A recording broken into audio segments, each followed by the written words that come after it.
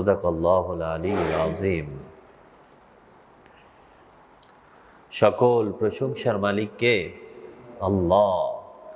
সেই মহান রবের প্রশংসা করি যিনি আমাদের মালিক, হায়াতের মালিক, মৃত্যুর মালিক, রিজিকের বন্দোবস্তকারী, আসমান জমিনের সার্বভৌমত্বের অধিকারী, যিনি আরশের উপর সুমহান প্রতিষ্ঠিত, সকল কর্মের বিধায়ক, সকল বিষয়ের পরিচালক। সেই রবের প্রশংসা করি যিনি তার দেওয়া হেদায়েতের বাণী আল কোরআনের ৭৫ নম্বর সূরা সূরাতুল কিয়ামা এর প্রথম থেকে আজকের এই দর্শে আমাদেরকে বসার তৌফিক দান করেছেন। সেজন্য রব্বুল আলামিনের প্রশংসা করে অন্তরের অন্তঃস্থল থেকে কালিমাতুশ শুকরিয়া আদায় করি, বলুন আলহামদুলিল্লাহ। দরুদ ও সালাম বিশ্বনবী মানবতার আলোর দিশারি রাহমাতাল লিল আলামিন খাতামুন নবিয়্যিন, যার পরবর্তীতে আর কোনো নবীর আগমন নেই, সে নবীর উপর দরুদ ও সালাম পড়ে বলুন সাল্লাল্লাহু আলান নবিয়্যিল উম্মি ওয়া আলিহি ওয়া সাল্লাম। আল্লাহ রাব্বুল আলামিন সূরাতুল কিয়ামা এর প্রথমে বলেন লা উকসিমু বিয়াউমিল কিয়ামা। লা শব্দের অর্থ হচ্ছে না, এটা সম্ভব নয়, এটা হয় না, তোমরা যেটা চিন্তা করে বসে আছো এটা হবে না।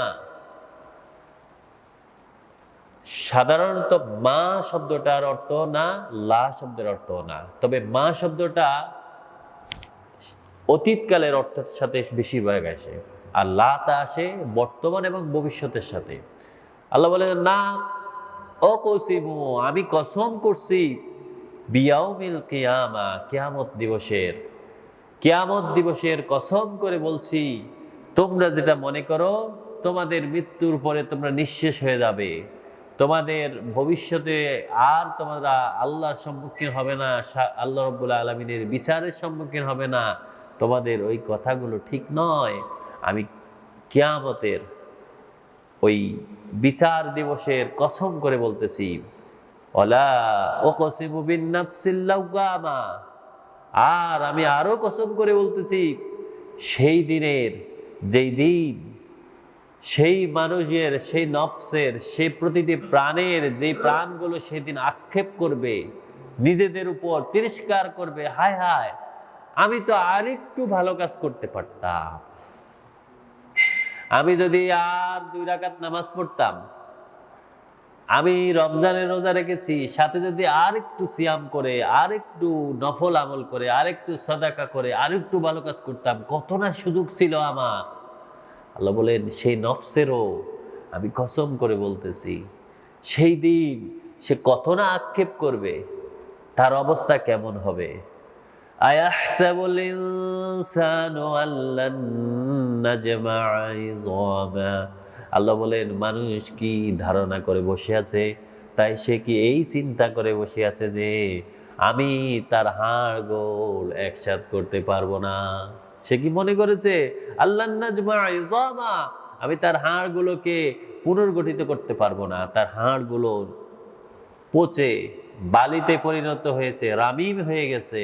সে কি মনে করেছে যে এই রামিম থেকে, এই হাড়ের গুলো যে মাটির সাথে মিশে গেছে, এগুলো থেকে আমি আর তারা একসাথ করতে পারবো না? সে কি এই ধারণা করে বসে আছে?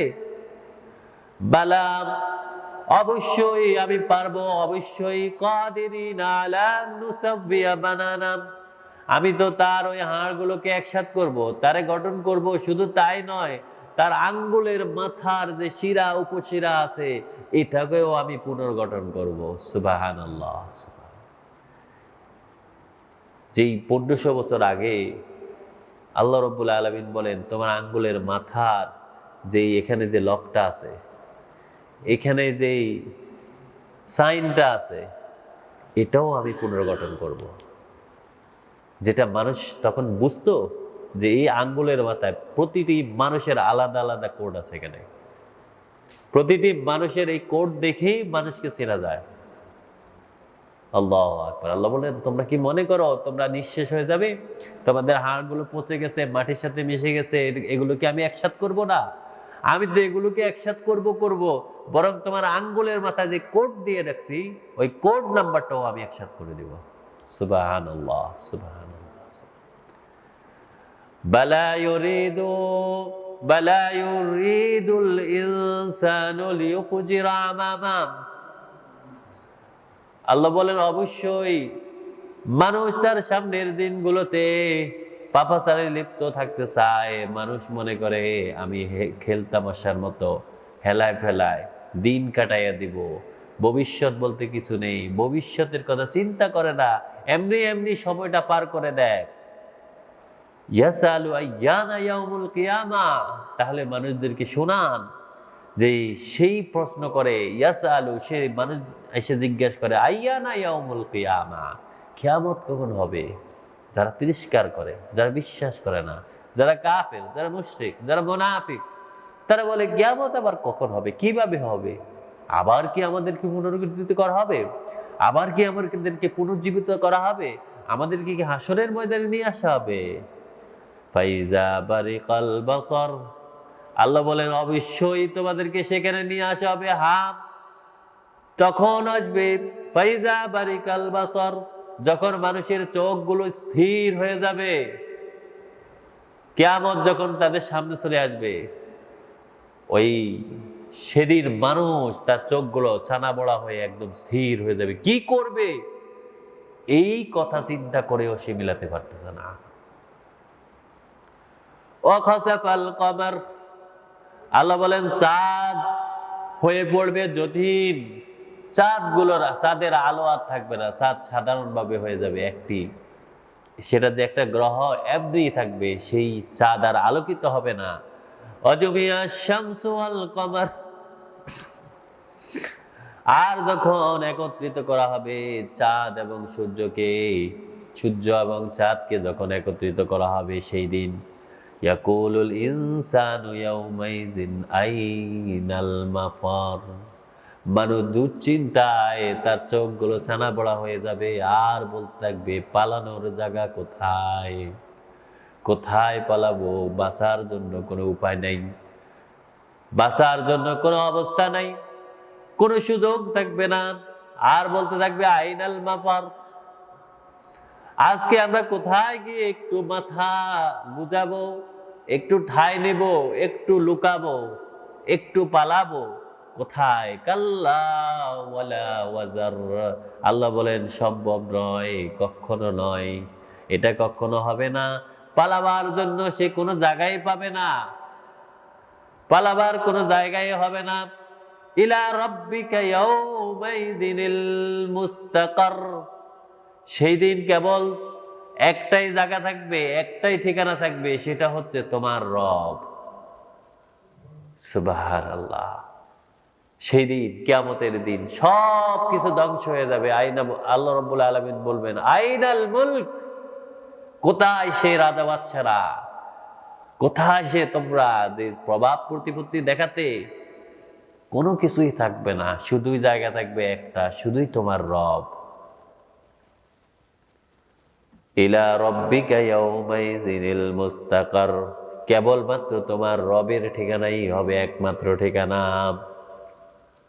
ইউনাব্বিউল ইনসানু ইয়াউমাইযিন বিমা কদ্দামা ওয়া আখার, সেদিন মানুষকে জানানো হবে সে কি করেছে আগে, সে অতীতে কি কি কাজ করেছে, তার অতীত কর্ম কেমন ছিল, তার আমলগুলো তার ধরায় দেওয়া হবে, আর কি রেখে এসেছে পেছনে, সব কিছু সেদিন প্রকাশিত হয়ে যাবে, সব কিছু জানাইয়া দেওয়া হবে, সব কিছু সেদিন, সব কিছু সংবাদ সেদিন তাকে তার সামনে নিয়ে আসা হবে।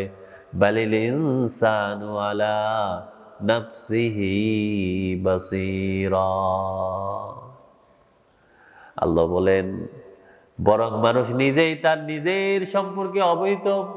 মানুষ তো ঠিকই জানে, যখন সে দেখতে পাবে তার আখিরাতে, তার বিচারের দিনে তার আমলনামা তাকে দেখানো হবে, সেই কখন কোন বয়সে কোথায় কার সাথে কিভাবে কি কাজ করেছে, কার পিছনে ষড়যন্ত্র করেছে, কার কথা একের কথা অন্যের কাছে গিয়ে লাগিয়েছে, কিভাবে ভেজাল বানাইছে, কিভাবে ভেজাল মিশ্রিত করেছে, কিভাবে চুরি করেছে, কিভাবে লুকাইছে, কিভাবে সত্যকে গোপন রেখেছে, সেই দিন আল্লাহ বলেন সব কিছু তখন তারা দেখানো হবে, জানাইয়া দেওয়া হবে, তার সামনে স্পষ্ট হয়ে যাবে।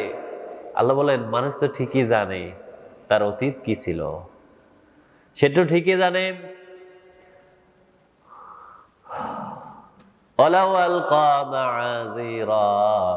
যদিও সে পেশ করে থাকে নানা রকমের ওজর, সে কত না কথা বলবে, কোনো কাজ আসবে না।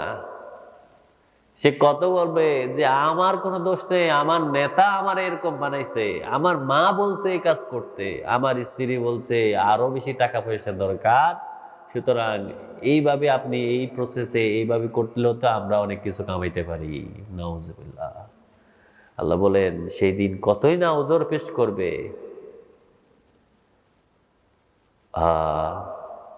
লা তুহাররিক বিহি লিসানাকা লিতাআজালা বি।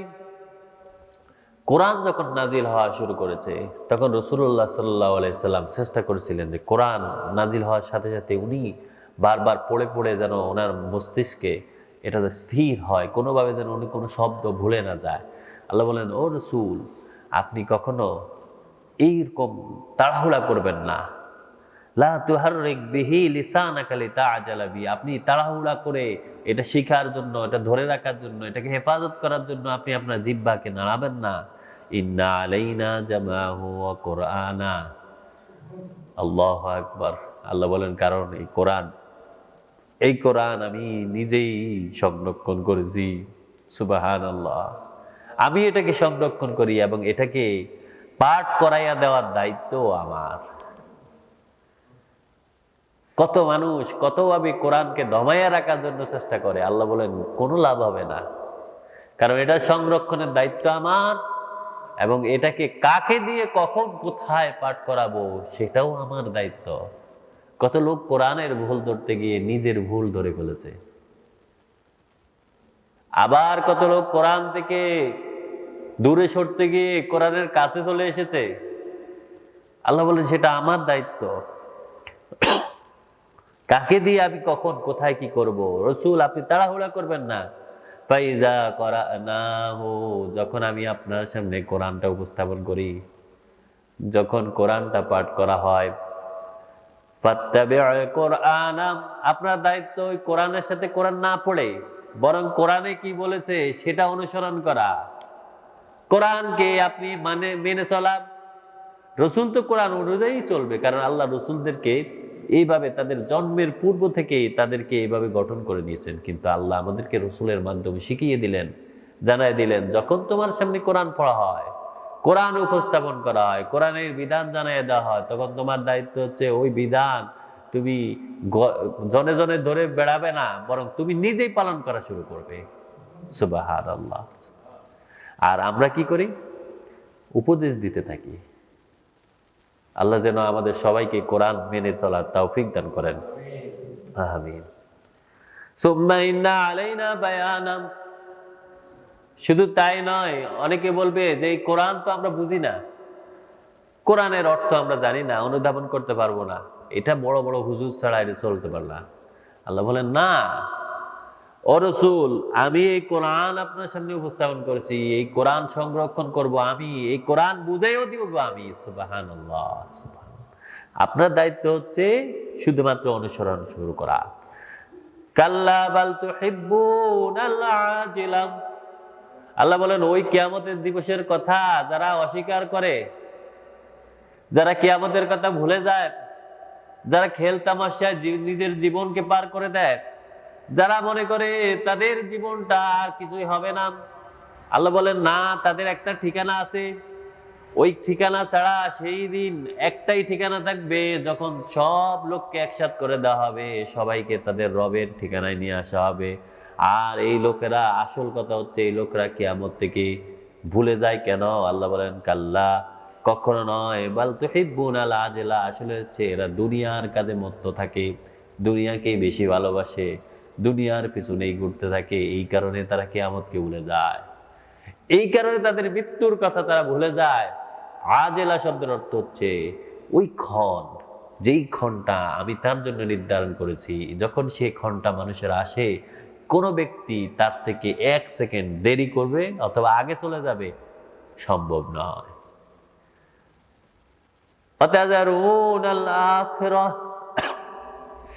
আখিরাতকে তারা উপেক্ষা করে চলে,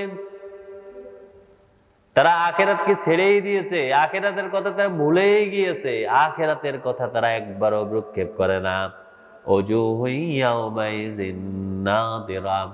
তাহলে শুনেন ও রাসূল, আপনি শুনেন, আখিরাতের সময় মানুষ দুই রকম হবে। একরকম, প্রথম হচ্ছে কিছু লোক হবে হাস্যোজ্জ্বল, তাদেরকে দেখলেই বোঝা যাচ্ছে এরা এত খুশি, এরা কি পেয়েছে, এদেরকে তাদের রব কি আনন্দ জানি দিয়েছে। আল্লাহ বলেন তাদের চেহারাগুলো দেখলেই বোঝা যাবে এরা কত হাস্যোজ্জ্বল, এরা আজকে কত খুশি, এরা আজকে পাওয়ার আনন্দে তাদের চেহারাগুলো একদম উজ্জ্বল হয়ে যাবে। ইলা রব্বিহা নাযিরা।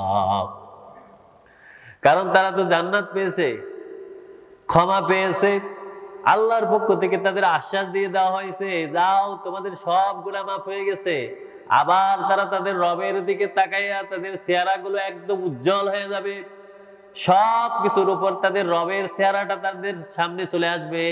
তারা সব কিছু বলে গিয়ে এখন শুধুই আনন্দের চিত্তে রবের দিকে তাকিয়ে থাকবে। সুবহানাল্লাহ, সুবহানাল্লাহ।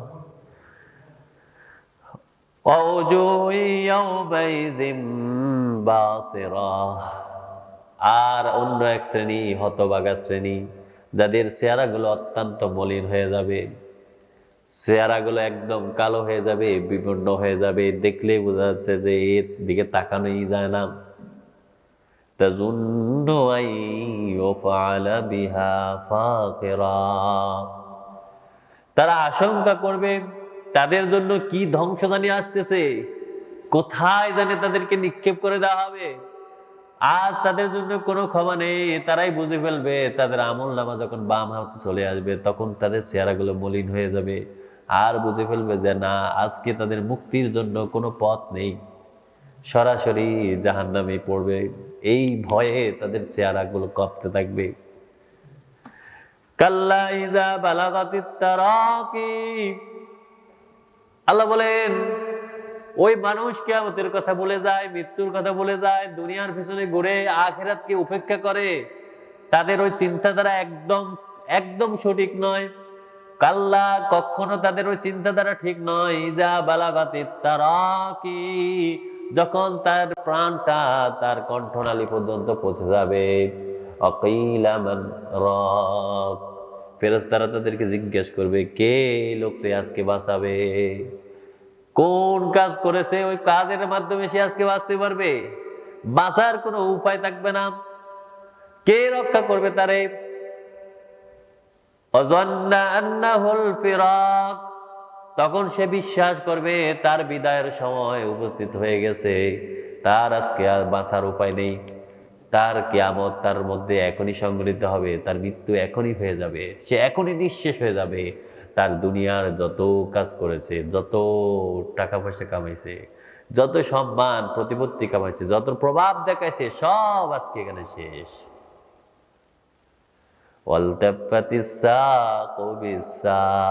পায়ের সাথে পা জড়িয়ে যাবে, চলার মতো আর কোনো শক্তি সামর্থ্য পাবে না। ইলা রাব্বিকা ইয়াউমাইযিনিল মাসাক, আজ তার যে গাড়ি, ওই গাড়িটার একমাত্র ঠিকানা সোজা তার রবের কাছে, ওই বিচারের দিন, বিচারের মাঠে, হাসরের ময়দানে তাকে সেখানেই নিয়ে যাওয়া হবে। তার একটাই ঠিকানা, তার একটাই গন্তব্য, ওখানেই নিয়ে যাওয়া হবে। ফালা সাদ্দাকা ওয়া সাল্লা, ফালা সাদ্দাকা ওয়ালা সাল্লাম। এই লোকের চেহারা মলিন হবে কেন? কেন তার বিচারের তা সে বুঝে ফেলবে আজকে তার জন্য ধ্বংস আসতেছে? কেন বুঝে ফেলবে? তার পাগুলো কেন চলতেছে না, জড়াইয়া যাচ্ছে কেন? কেন বুঝবে যে তার পরিস্থিতি এখানেই শেষ, তার সামনে আর কোনো কিছু নেই? আল্লাহ বলেন কারণ ফালা সাদ্দাকা ওয়ালা সাল্লা, এই লোক কখনো সত্যকে পাওয়ার পরে সত্যকে গ্রহণ করতো না, কখনো কখনো ব্যয় করতো না আল্লাহর জন্য, কখনো সত্যকে মেনেও নিত না, কিংবা সালাত কায়েম করতো না। ফালা সাদ্দাকা ওয়ালা সাল্লা, তার সামনে যখন আয়াত আসতো তখন সে মুখ ফিরিয়ে অন্যদিকে এটাকে উপেক্ষা করে, এটাকে মিথ্যারোপ করে, তিরস্কার করে এটা থেকে দূরে সরে যেত, সত্য থেকে বিমুখ থাকতো। ওয়ালাকিন কাযযাবা ওয়া তাওয়াল্লা, কারণ সত্য আসার পরে সে বলতো যে না, এটা হবে না, আমি মানি না, আমার যুগে এটা হবে না, আমার পিতামাতা অন্যরকম ছিল, বাপ দাদার ধর্ম অন্য ছিল, আমরা অন্য গোষ্ঠীর লোক, আমরা এমনি ভাবে চলি না। এই লোকে, কারণ সে বলতো, সে এটাকে মিথ্যারোপ করতো, অস্বীকার করতো, আল্লাহর সাথে সাথে মুখ ফিরে নিত। নাউযুবিল্লাহ। কোরআন থেকে সে বিমুখ থাকতো, কোরআনের আইন থাকতো একরকম, সে বলতো না অন্যরকম। নানান নামে নানান ভঙ্গিতে সে কোরআন থেকে বিমুখ থাকতো, বিভিন্ন ন্যারেটিভ তৈরি করে কোরআনের বিরোধী, কোরআনের বিপরীত তার আমলগুলো ছিল।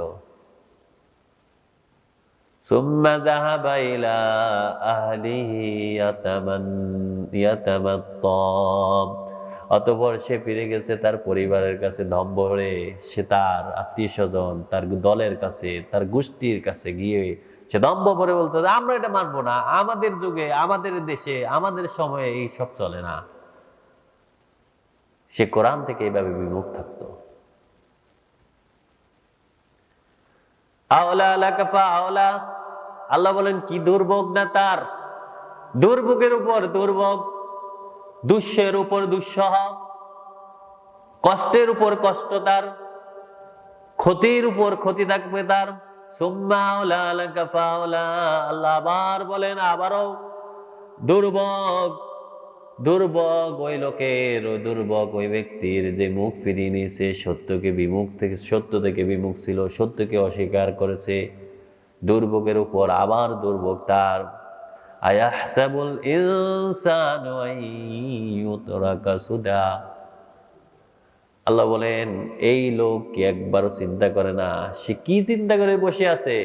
সেই লোক মনে করেছে তার জীবনটাকে আল্লাহ এমনি এমনি ছেড়ে দিবে, তারে এমনি এমনি তার কাজের উপর এমনি ছেড়ে দিবে, তার খেয়াল খুশি মতো সে চলবে।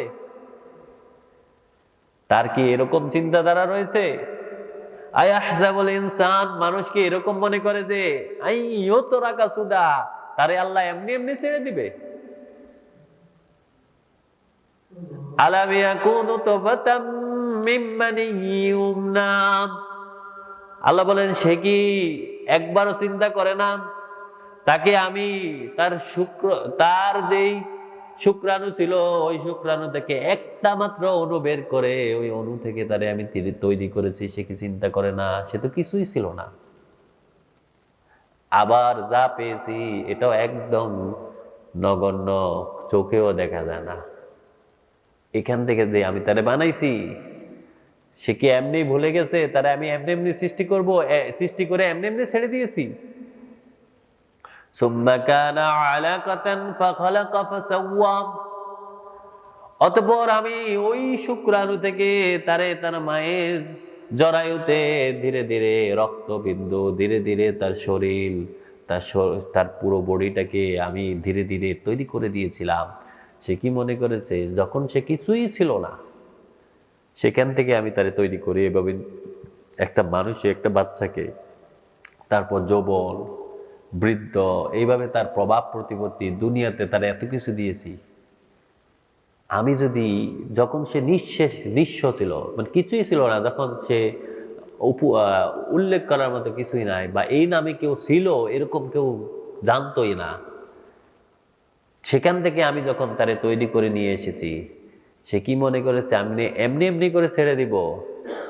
ফাজালা মিনহু যাওজাইনি যাকারা ওয়াল উনসা, এরপর আমি আল্লাহ তাকে সৃষ্টি করেছি জোড়ায় জোড়ায় পুরুষ নারী, তারে বিভিন্ন ক্রোমোজোমে তৈরি করে দিয়ে আলাদা আলাদা করে দিয়েছি। সে কি মনে করেছে তার উল্লেখ করার মতো কিছুই ছিল না? সেখান থেকে আমি যখন তাকে উল্লেখ করার মতো, তার এই প্রভাব প্রতিপত্তি দুনিয়া ব্যবহার করার জন্য, দুনিয়া তারে উপভোগ করার জন্য এত কিছু দিয়েছি, তারপরে সে কি মনে করে তার মৃত্যুর পরে সে নিঃশেষ হয়ে যাবে? যখন সে কিছুই ছিল না, এখান থেকে আমি তারে উঠাই দিতে পারছি। আমার এই শক্তি সামর্থ্য, আমার এই ক্ষমতা, আমি এখান থেকে তারে তৈরি করে একটা পূর্ণাঙ্গ মানুষের রূপান্তর করছি। এখন তো সে পূর্ণাঙ্গ মানুষ। এখন তো শুধু আমি তার মৃত্যু দিয়েছি, আবার মৃত্যুর পরে আবার প্রাণটা দিয়ে দিব। সে কি মনে করে এই জীবন্ত একটা মানুষকে মৃত্যু দেওয়ার পরে সে আর আল্লাহ জীবন দিতে পারবে না? যখন সে কিছুই ছিল না, সেখান থেকে আমি তার একটা মানুষই তৈরি করেছি, এখন কিভাবে সে মনে করে যে তার পূর্ণাঙ্গ মানুষটা নিঃশেষ হয়ে যাবে আর আমি এটার পূর্ণভাবে জাগরণ করাইতে পারবো না? আলাইসা যালিকা বিকাদিরিন, সে কি মনে করে যে আমার ক্ষমতা থাকবে না? সে কি মনে করেছে যে আলাইসা যালিকা বিকাদিরিন, এটা আমার শক্তি সামর্থ্য নয়? আলা আইয়ুহিয়াল মাউতা, তার মৃত্যুর পরে তারে আবার জীবন দান করব, সে কি মনে করেছে? যখন সে কিছুই ছিল না, তারে ওই শুক্রাণু থেকে তৈরি করে মায়ের পেটের ভিতরে আলাকা, তারপরে তার মদগা, তার শরীরের বিভিন্ন গঠনে তৈরি করে তার ছেলে মেয়ে কতভাবে আমি তার চেহারার মধ্যে কত সৌন্দর্য দান করে তার এই দুনিয়ার মধ্যে চলার মতো করে তৈরি করে দিছি, এখন সে কিভাবে মনে করে যে তার মৃত্যুর পরে আমি তার পুনর্জীবন দিতে পারবো না? এই আয়াত পড়ার পরে আল্লাহ রাব্বুল আলামিন রাসূলুল্লাহ সাল্লাল্লাহু আলাইহি সাল্লাম সবসময় বলতেন, বালা, অবশ্যই সেটা সম্ভব, অবশ্যই সম্ভব। যখন আমরা কিছুই ছিলাম না, সেখান থেকে আল্লাহ আমাদেরকে তৈরি করেছে, এখন তো আমরা পূর্ণাঙ্গ একটা মানুষ, শুধুমাত্র আমাদের প্রাণটা বের হয়ে যাবে আর আখিরাতে গিয়ে ওই প্রাণটা আবার জড়িয়ে দেওয়া হবে। আল্লাহু আকবার। সব ক্ষমতার মালিক কে? আল্লাহ। আল্লাহু আকবার, আল্লাহু আকবার। সুবহানাক বাবালা।